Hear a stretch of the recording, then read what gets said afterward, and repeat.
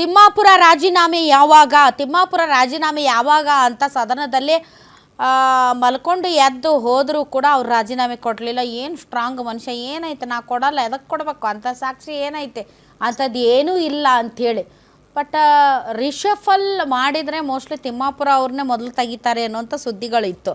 ಈಗ ಅವ್ರಿಗಿರೋ ಕಾನ್ಫಿಡೆನ್ಸ್ ನೋಡಿದರೆ ಅವ್ರನ್ನ ಯಾರೂ ಅಳಗಾಡ್ಸೋಕ್ಕೆ ಸಾಧ್ಯ ಇಲ್ಲ ಏನೋ ಅಂತ ಅನಿಸುತ್ತೆ.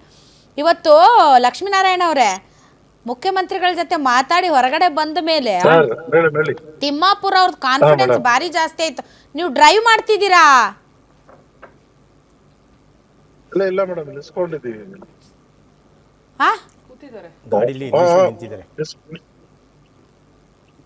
ನಿಂತಿದ್ದೀವಿ ಹೇಳಿ ಮೇಡಮ್. ಆಲ್ ರೈಟ್ ಆಯ್ತು ಸರ್. ಇವಾಗ ಯಾವಾಗ ಇಳಿಸ್ತೀರಿ ಇವ್ರನ್ನ?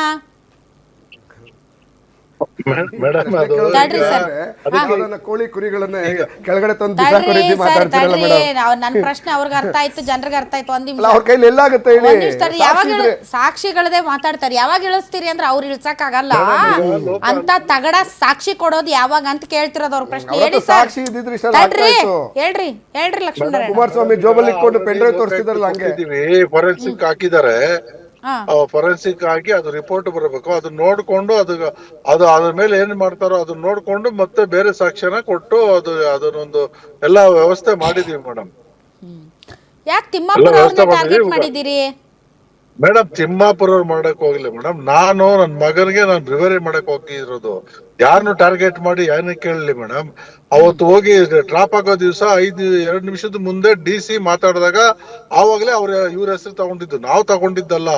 ಮಂತ್ರಿಗಳಿಗೆ ನೀವು ಮಾತಾಡ್ತೀರಾ, ಪರಿಚಯ ಇದೆಯಾ, ನೀವು ಮಾತಾಡ್ಕೊಳ್ಳಿ, ಇಲ್ಲ ಅವ್ರು ಮಾತಾಡ್ಕೊಡ್ಲಾ ಅಂತಿಲ್ಲ ಸರ್, ಆಮೇಲೆ ಮಾತಾಡೋಣ ಅಂತ ಹೇಳಿದ್ವಿ. ತುಂಬಾ ದಪ್ಪ ಇದ್ದೀರಾ, ಅದರಲ್ಲೂ ಯಾವುದೇ ಸೈಡ್ ಎಫೆಕ್ಟ್ ಇಂದ ಸಣ್ಣ ಆಗ್ಬೇಕಾ?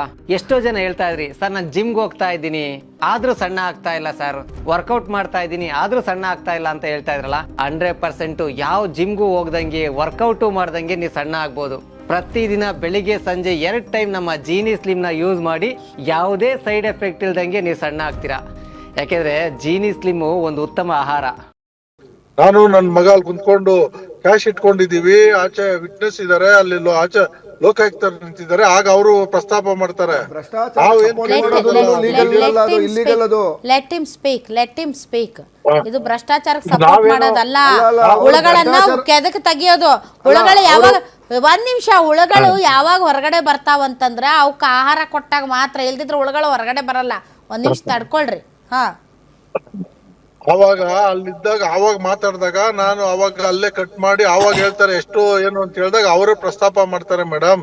ನಾವು ಅವ್ರ ಹೆಸರು ತಗೊಂಡಿರೋದಲ್ಲ. ಅವ್ರ ಹೆಸರು ತಗೊಂಡಂಗಿದ್ರೆ ನಾನು ಹೋಗಿ ಡೈರೆಕ್ಟೇ ಅಷ್ಟು ಮಿನಿಸ್ಟ್ರು ಡೈರೆಕ್ಟ್ ಅಂದ್ರೆ ಲೋಕಾಯುಕ್ತಲ್ಲಿ ಅವರು ತಡ್ಕೋಬೇಕಲ್ಲ, ಇಲ್ಲಾಂದ್ರೆ ಅದು ಬೇರೆ ಇಂಡೈರೆಕ್ಟ್ ಆಗಿ ಮಾಡ್ಕೊಂಡ್ ಬರ್ತಿದ್ವಿ.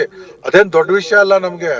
ನಾವ್ ಯಾರನ್ನೋ ತೇಜೋವಧೆ ಮಾಡಕ್ಕೆ, ಯಾರ್ದೋ ಇದು ಮಾಡಕ್ ಹಾಳು ಮಾಡಕ್ ಹೋಗಿಲ್ಲ. ನಮ್ ಕೆಲ್ಸಕ್ಕೆ ಹೋದಾಗ ಅವರು ನಾವೇನೋ ಒಂದು 50-60 ಲಕ್ಷ ಹೇಳ್ತಾರಂದ್ರೆ 2,30,00,000 ಹೇಳಿದಾಗ ಎಲ್ಲಾದ್ರೂ ಯಾವ್ದು ನಾವು ಮನೆ ಹಾಳು ಮಾಡ್ಕೊಂಬಂದ್ ತಂದು ಕೊಡ್ಬೇಕಾ ಮೇಡಮ್?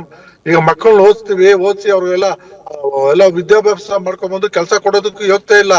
ಇಲ್ಲಿ ನಾವು ಕೆಲಸ ಮಾಡಿ 10-15-18 ಕೋಟಿ ನಾವು ಖರ್ಚು ಮಾಡಿ ಒಂದು 200 ಜನಕ್ಕೆ ಏನು ಕೆಲಸ ಸಿಗುತ್ತೆ. ಅಲ್ಲಿ ವಿಂಡರ್ಸು, ಬೈಯರ್ಸು, ಅಲ್ಲಿ ವ್ಯಾಪಾರಗಳು ಇದಾಗುತ್ತೆ. ನಾವೊಂದು ಲ್ಯಾಂಡ್ ಮಾರ್ಕ್ ಮಾಡ್ತಾ ಇದೀವಿ.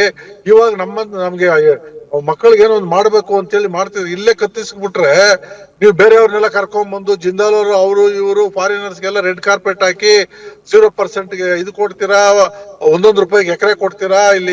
ಇಲ್ಲಿರೋರ್ಗೆ ಎಲ್ಲ ಇದು ಕತ್ತಿಸ್ಬಿಟ್ಟು ಅವ್ರಿಗೆ ಬೆಳ್ಸಕ್ ಹೋದ್ರೆ ಏನು ಇದಿಟ್ಕೊಂಡು ಮಾಡ್ತಾ ಇದ್ರೆ ಗೊತ್ತಿಲ್ಲ.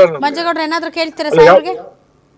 ಅಲ್ಲ, ಅದು ಏಕೆಂದರೆ ಅವ್ರು ಏನು ಮಾಡಿದ್ರು, ಬ್ಯೂರೋ ಮಾಡಕ್ಕೆ ಬಂದಿದ್ರು, ದುಡ್ಡು ಕೇಳಿದ್ರು, ಇದು ಮಾಡಿದ್ರು ಅಂತ ಕೇಳ್ತಾವ್ರೆ.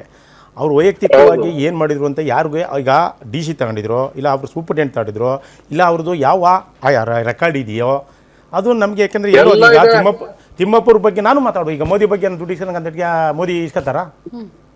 ನಾವು ಅದು ಇರಬೇಕಲ್ವಾ? ಏನೇ ಆಗಲಿ ಸಾಕ್ಷಿ, ಯಾರೋ ಹೇಳ್ದಿಟ್ಟಿಗೆ ಸಾಕ್ಷಿ ಅಲ್ಲ. ತಿಮ್ಮಪ್ಪರು ದುಡ್ಡು ಈಸ್ಕೊಂಡಿದ್ದಾರೆ ಅಂದರೆ ಸರ್ಕಾರ ಯಾರೇ ಆಗಲಿ ಅದು ಇದಾಗಬೇಕಾಗಿದೆ. ತಿಮ್ಮಪ್ಪರು ಯಾರೋ ಮಾತಾಡ್ತಾರೆ, ತಿಮ್ಮಪ್ಪರು ದುಡ್ಡು ಇಸ್ಕೊಂಡಿದ್ದಾರೆ ಅಂದರೆ ಅದು ಅರ್ಥ ಅಲ್ಲ. ಈಗ ನಾವು ಹೇಳ್ಬೋದು,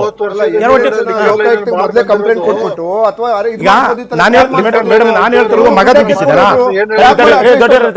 ಮಗ ದುಡ್ಡಿಸಿದಾನಾ, ಇಲ್ಲ ಮಂತ್ರಿ ದುಡ್ಡಿಸಿದಾರಾ, ಇಲ್ಲ ಅದ್ಯಾರು ಅಬ್ಕಾರಿ DC ದುಡ್ಡಿಸ್ಕೊಂಡಿದ್ದಾನಾ?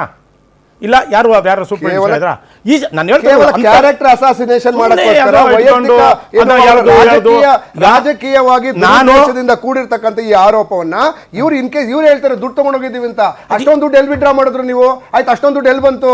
ಯಾಕೆ ನೀವು ಅದಕ್ಕೆ ಮೊದಲು ನೀವು ಕಂಪ್ಲೇಂಟ್ ಹಾಕೊಡ್ಲಿಲ್ಲ? ನೀವು ಅದಕ್ಕೆ ಮೊದಲು ಕಂಪ್ಲೇಂಟ್ ಹಾಕೊಡ್ಲಿಲ್ಲ? ನೀವು ಉತ್ತರ ಕೇಳಿಸಿ.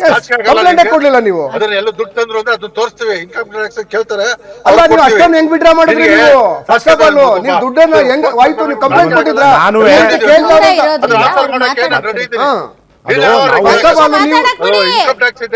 ಡಿಪಾರ್ಟ್ಮೆಂಟ್ ಇದೆ, ಇನ್ಕಮ್ ಟ್ಯಾಕ್ಸ್ ಅಲ್ಲ, ನೀವು ದೂರನ್ನ ಕೊಟ್ಬಿಟ್ಟು ದುಡ್ಡು ತಗೊಂಡೋದ್ರ ಇದಕ್ಕೆ ಕೇಳ್ತಿದ್ದಾರೆ ಅಂತ ಹೇಳಿ ಸುಮ್ನೆ ಯಾಕೆ ನೀವು ಆರೋಪವನ್ನ ಎಲ್ಲಾರು ಮಾಡ್ತಾ ಇದ್ದೀರಾ?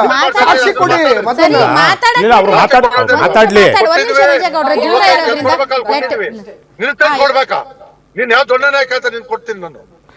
ಮರ್ಯಾದೆಯಿಂದ ಮಾತಾಡೋದನ್ನ ಕಲೀರಿ. ಫಸ್ಟ್ ಮರ್ಯಾದೆಯಿಂದ ಮಾತಾಡೋದನ್ನ ಕಲೀರಿ. ದಯವಿಟ್ಟು ಗೌರವಯುತವಾಗಿ ಮಾತಾಡೋದು ಕಲೀರಿ. ಒಂದು ಏಕವಚನದಲ್ಲಿ ಮಾತಾಡೋದು ದೊಡ್ಡದಲ್ಲ. ನಿಮಗೆ ನಾಚಿಕೆ ಆಗ್ಬೇಕು. ಯಾಕೆಂದ್ರೆ ಭ್ರಷ್ಟಾಚಾರದಲ್ಲಿ ಬಿಜೆಪಿ ಅವರಿಂದ ಎಷ್ಟು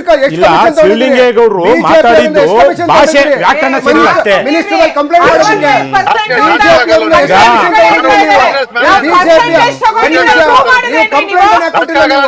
ಕಂಪ್ಲೇಂಟ್ ನೀವು ಈ ದೂರ ಇದ್ದಾರೆ ರಘು ದೊಡ್ಡೇರಿ ಅವರೇ. ಒಂದು ನಿಮಿಷ ಆಯ್ತು, ಅದಕ್ಕೆ ಉತ್ತರ ಕೊಟ್ಟೋಣ. ಒಂದು ನಿಮಿಷ. ದಯವಿಟ್ಟು